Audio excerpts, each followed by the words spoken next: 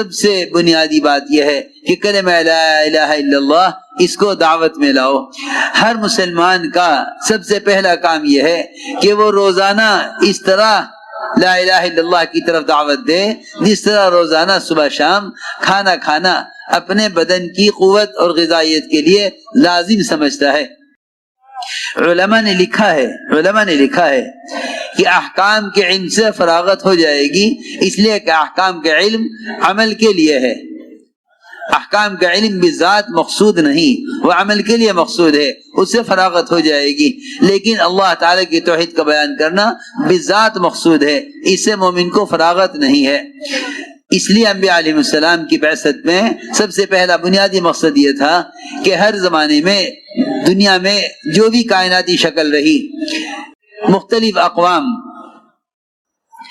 کچھ قومیں زراعت میں، کچھ قومیں حکومت میں، کچھ قومیں مادی شکلوں میں، کچھ قومیں صنعتوں میں، انبیاء علیہ السلام کو بھیج کر کلمہ لا الہ الا اللہ کی دعوت سے ان تمام شکلوں سے ہونے کا انکار کرایا گیا، اور انبیاء علیہ السلام کو بھیج کر محض اللہ رب العزت کی ذات عالی سے ہونے، ان تمام نقشوں کے بغیر ہونے کو انبیاء علیہ السلام کی دعوت سے کہلوایا گیا۔ انبیاء علیہ السلام کو مجنو کہلائے جانے کی جو بنیادی وجہ تھی، وہ اصل وجہ یہ تھی کہ جس قوم کے پاس بھی شکلوں سے نہ ہونے اور محض اللہ کی ذات عالی سے ہونے کی دعوت دے کر بھیجا گیا، قوموں نے نبیوں کی دعوت کے انکار کر کے اس لیے ان کو مجنو کہا کہ ہم تو یہ جانتے ہیں کہ شکلوں سے مسائل حل ہوتے ہیں، تم آ کر یہ کہتے ہو کہ شکلوں سے مسائل حل نہیں ہوتے بلکہ اللہ کے امر سے مسائل حل ہوتے ہیں۔ اس لیے انبیاء علیہ السلام کو پاگل کہا گیا ہے۔ یہی وجہ ہے کہ حدیث میں آتا ہے اتنی کثرت سے ذکر کرو کہ لوگ تمہیں پاگل کہیں۔ اس کا مطلب یہی سمجھ میں آتا ہے کہ تم اتنی کثرت سے اللہ کی ذات سے ہونے اور اس کے غیر سے نہ ہونے کو اتنی کثرت سے کہو کہ جتنی بھی شکلوں سے مسائل کا حل کا یقین رکھنے والے ہیں وہ سب تمہیں پاگل کہیں۔ دعوت اللہ کے بغیر انبیاء کی لائن کا پاگل نہیں کہلایا جاوے گا، دعوت اللہ کے بغیر انبیاء کی لائن کا پاگل نہیں کہلایا جاوے گا۔ اصل بنیادی بات یہ تھی کہ انبیاء علیہ السلام اللہ تعالی کی طرف سے اس کلمے کی دعوت کو لے کر اس طرح آئے کہ جتنی بھی کائنات میں مادی شکلیں پھیلی ہوئی ہیں، ان شکلوں سے کائنات کے تغیرات کا کوئی تعلق نہیں ہے۔ میں بہت بنیادی بات عرض کر رہا، سارا مجمع اس بات کو اچھی طرح سمجھے سب سے پہلے کہ نظام کائنات کا کائنات سے کوئی تعلق نہیں ہے۔ جو لوگ نظام کائنات کے تغیرات کو کائنات سے جوڑتے ہیں وہ اللہ کے انکار پر آ جاتے ہیں۔ جو نظام کائنات سے حاصل ہونے والے منافع کو نظام کائنات سے جوڑتے ہیں وہ ان کائنات کے نقشوں کے تشکر پر آ جاتے ہیں۔ یہی وجہ ہے اس زمانے میں مسلمان سے یہ کہلوانا کہ تم زمین کا شکریہ ادا کرو کیونکہ زمین تمہیں غلہ دے رہی ہے۔ اگر زراعت سے غلے کے ملنے کی اللہ کی قدرت کے مقابلے میں نفی نہیں کرو گے تو پھر زراعت کے تشکر پر زمین کے پجاری بن کر رہ جاؤ گے۔ میں یہ کہنا چاہتا ہوں پورا مجمع اس بات کو اچھی طرح توجہ سے سمجھے اور سنے۔ انبیاء علیہ السلام کی دعوت کے ذریعے شکلوں سے ہونے کا انکار اس لیے کرایا گیا تھا تاکہ تم ان شکلوں کے تابع نہ ہو جاؤ۔ لا تسجدوا للشمس ولا للقمر واسجدوا للہ الذی خلقہن، کیونکہ دیکھو میری بات یاد رکھیو، سجدے کا سب سے بڑا مقصد اظہار تشکر ہے۔ سجدے کا سب سے بڑا مقصد اظہار تشکر ہے۔ مسلمان کو نماز کی ہر رکعت میں 2 سجدے کرنے کا کیوں حکم ہے اور اس کی کیا حکمت ہے؟ 2 سجدوں کی حکمت یہ تھی کہ پہلا سجدہ تو اللہ کے امر کی وجہ سے کیا تھا تمام ملائکہ نے آدم علیہ السلام کو۔ دوسرا سجدہ جو کیا تھا ملائکہ نے وہ اس لیے کیا تھا کہ ابلیس نے کیونکہ سجدہ نہیں کیا اللہ نے اس کو اپنے دربار سے نکال دیا۔ دوسرا سجدہ اظہار تشکر میں ہے۔ میں کچھ ضروری بات عرض کرنا چاہتا ہوں، جب ہم کائنات کے نقشوں کے تشکر پر آ جائیں گے تو یہ تشکر ہمیں ان کائنات کے نقشوں کی طرف جھکا دے گا۔ میں یہ عرض کرنا چاہتا ہوں، میں عرض کرنا چاہتا ہوں کہ اگر ہم کائنات کے نقشوں کے تشکر پر آ گئے تو یہ تشکر ہمیں ان نقشوں کی طرف جھکا دے گا۔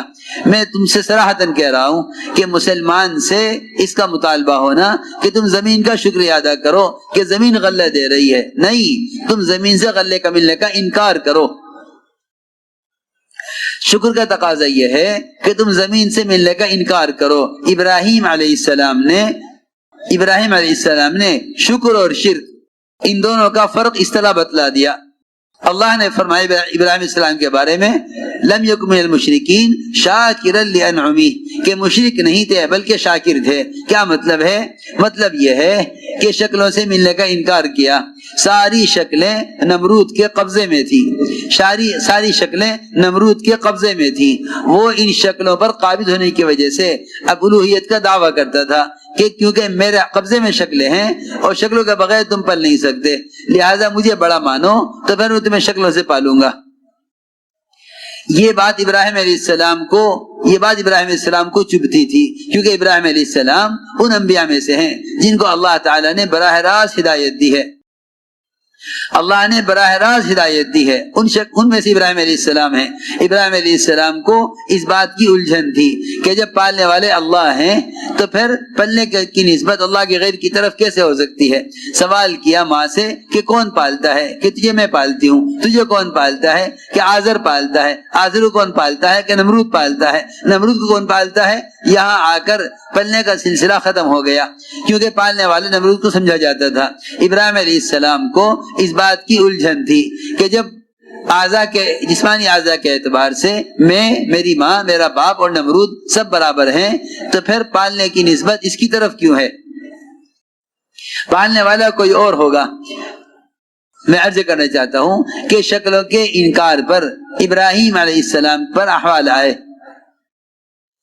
کہ تم پہلے ہمیں بڑا مانو، ہم تمہیں غلہ دیں گے۔ ابراہیم علیہ السلام نے ساری شکلوں کا انکار کیا، نمرود نے غلہ بند کر دیا۔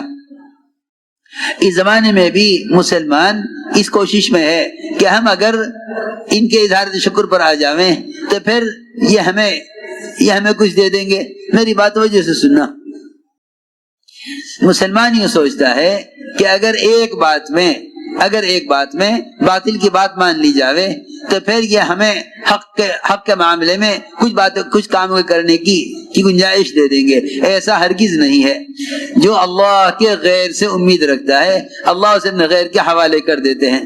اس کی کوئی گنجائش نہیں کہ جتنے بھی مادی اسباب ہیں کسی بھی مادی سبب کا شکریہ ادا کیا جائے، اس لیے کہ شکر کا حق صرف اللہ کے لیے ہے۔ اللہ کے سامنے جھکنا اس کے اظہار تشکر کے لیے ہے، اور یہی ہے عبادت کا خلاصہ۔ حضور اکرم صلی اللہ علیہ وسلم نے اپنے آپ کو عبادت میں تھکایا۔ حضرت عائشہ نے عرض کیا اللہ نے سارے گناہ معاف کر دیے تو آپ اتنے عبادت کیوں کر رہے؟ فرمایا افلا اکون عبدا شکورا، فرمایا عبدا عابدا نہیں فرمایا کہ افلا اکون عبدا شکورا، کہ شکر گزار بندہ کیوں نہ بنوں۔ معلوم ہوتا ہے کہ کثرت شکر کثرت عبادت ہے، کثرت شکر کثرت عبادت ہے۔ تو میرے دوستو، بزرگوں، عزیزوں، ساری بات کا خلاصہ یہ ہوا کہ ابراہیم علیہ السلام نے ساری شکلوں کا انکار کیا، اس پر نمرود نے غلہ بند کر دیا۔ اللہ رب العزت نے شکلوں کے انکار پر زمین سے غلہ اگا کر دینے کے بجائے اس مٹی کو ہی اللہ نے آٹے میں تبدیل کر دیا کہ اگر یہ تم سے غلہ روکیں گے تو ہم مٹی سے غلہ اگا کر تمہیں نہیں دیں گے، بلکہ ہم مٹی کو ہی غلہ بنائیں گے۔ میں جو عرض کرنا چاہتا ہوں وہ یہ بات تھی، تم شکلوں کے انکار پر آؤ تو ہم تمہیں شکلوں کے بغیر کامیاب کر کے دکھلاویں گے۔ بات اصل یہ تھی کہ ابراہیم علیہ السلام نے جو مٹی گھر کی لپائی اور ضرورت کے لیے، گھر کی تعمیر کے لیے رکھی تھی، اللہ نے اس مٹی کو ہی آٹے میں تبدیل کر دیا۔ اصل بات یہ تھی کہ تم کائنات کی شکلوں کا قدرت کے مقابلے میں انکار کرو۔ اصل بات یہ ہے کہ اگر مسلمان تمام مادی شکلوں اور کائنات کے نقشوں کے انکار پر نہیں آیا تو پھر یہ کائنات کی شکلیں اس کے اللہ کے درمیان حائل ہو جائیں گی۔ نجومی وہ کہلاتے ہیں جو ستاروں کے پجاری ہیں۔ نجومی کہلاتے ہیں جو ستاروں کے پجاری ہیں، مجوسی کہلاتے ہیں جو سورج کے پجاری ہیں، اسی طرح زمین کے بھی پجاری ہوتے ہیں جو زمین کو معبود سمجھ بیٹھتے ہیں، یہ سمجھ کر کہ زمین غلہ دے رہی ہے۔ میرے دوستو، بزرگوں، عزیزوں، ہر نفع نقصان کی چیز سے اس نفع نقصان کا تاثر کر لینا ہمیں اس چیز کے تابع کر دے گا۔ اس لیے کہا سب سے بنیادی بات یہ ہے کہ اللہ کے غیر کا انکار کرو اللہ کے مقابلے میں۔ نجومیوں کا، ستاروں کے انکار سے نجومیوں کا انکار کرنا اصل ہے۔ حضور اکرم صلی اللہ علیہ وسلم نے اپنے صحابہ کو ایمان اس طرح سکھلایا۔ حدیبیہ کی رات میں بارش ہوئی، فرمایا حضور اکرم صلی اللہ علیہ وسلم نے کہ جو یہ کہے گا بارش فلاں ستارے سے ہوئی، وہ اللہ کا انکار کرنے والا اور ستاروں پر ایمان رکھنے والا ہے۔ جو یہ کہے گا کہ بارش اللہ کے حکم سے ہوئی، وہ ستاروں کا انکار کرنے والا، اللہ پر ایمان رکھنے والا ہے۔ یہ ایک میں نے وجہ بتائی، ورنہ اس زمانے میں عام طور سے لوگ یہ سمجھتے ہیں کہ کائنات کا نظام کائنات سے چل رہا ہے۔ ہم کائنات کے نظام کے تغیرات میں کائنات کی شکلوں کا انکار کریں، یہ ہے ایمان سیکھنا، ایمان سکھلانا۔ کائنات کے جتنے بھی تغیرات ہیں ان کے تغیر کا تعلق کائنات کے نقشوں سے نہیں ہے۔ سائنس کا خلاصہ یہ ہے کہ نظام کائنات سے چل رہا۔ ایمان کا تقاضا یہ ہے کہ نظام کائنات براہ راست خالق کائنات سے چل رہا ہے۔ حضور اکرم صلی اللہ علیہ وسلم نے ہر موقع پر اپنے صحابہ کے ذہن کو ظاہری شکلوں سے ہٹا کر اللہ کے امر کی طرف پھیرا۔ ایک صحابی نے آ کے عرض کیا، اونٹوں میں خارش پھیل گئی۔ آپ نے فرمایا اونٹوں میں خارش کیسے پھیل گئی؟ صحابی نے عرض کیا، ایک اونٹ کو ہوئی تھی پھر سب کو ہو گئی۔ آپ نے فرمایا پہلے اونٹ کو کہاں سے ہوئی؟ یہ بتلانے کے لیے کہ اونٹوں میں خارش اونٹوں سے نہیں، ایک اونٹ سے نہیں پھیلی، بلکہ ہر اونٹ کو براہ راست اللہ کے امر سے آئی ہے۔ اللہ رب العزت جس مرض کے لیے، جس بیمار کے لیے فیصلہ کریں گے، وہ بیماری اللہ کے امر سے آئے گی، وہ بیماری اللہ کے امر سے آئے گی۔ عبداللہ بن عمر رضی اللہ تعالیٰ عنہ کوڑ کے یعنی مجزوم کے ساتھ بیٹھ کر ایک پلیٹ میں کھانا کھاتے تھے۔ لوگ کہتے تھے اسے جزام کی بیماری ہے، آپ اس پلیٹ میں کھانا نہ کھائیں۔ فرماتے تھے جزام کی بیماری کا امر اللہ کی طرف سے اس کے لیے ہے، میرے لیے نہیں ہے۔ یعنی میرا عرض کرنے کا مقصد یہ ہے کہ جب کلمہ لا الہ الا اللہ اس کو اس طرح دعوت میں لاؤ، تم نقل حرکت میں جب نکل کر دعوت دو تو جتنی بھی شکلیں تمہارے سامنے آ رہی، تم ان شکلوں سے نہ ہونے محض اللہ کی ذات عالی سے ہونے کی دعوت دو۔ انبیاء علیہ السلام کو جس طرح کلمے کی دعوت دے کر بھیجا گیا ہے، اس کلمے کی دعوت کا اصل طریقہ وہ ہے جو میں عرض کر رہا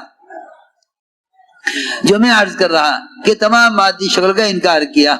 ہم مادی شکلوں کو چھوڑنے کو نہیں کہتے، البتہ اس سے ہونے کے انکار پر اصرار کرتے ہیں، کیوں حضرت فرماتے تھے اللہ کی ذات عالی سے براہ راست فائدے اٹھانے کے لیے کائنات کی شکل کا یقین نہیں کرنا شرط ہے۔